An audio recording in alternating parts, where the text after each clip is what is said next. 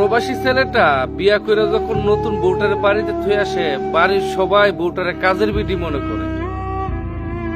আর প্রবাস থেকে যখন ছেলে মা বাপের বুঝা এই মেয়েটা 14 গোষ্ঠী থয়ে আমাদের সংসার আছে, একটু খেয়াল রাখো, তখন মা বাপে বলে যে বউ ভাই এখন বউর কথা কো, মা বাপের বুইলা গেছে।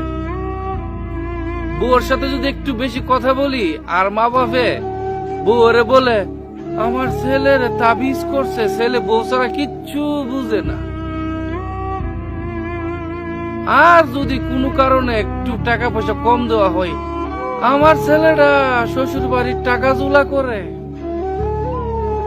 আর প্রবাসের মধ্যে যদি কাম কাজ না থাকে, কোম্পানিও যদি বেচারারে বিদেশ থেকে পাঠাই দে, কি কালের বিয়া করাইলাম রে, বউ ভাইয়া ছেলে বিদেশ থেকে দূরে আয়া পড়ছে।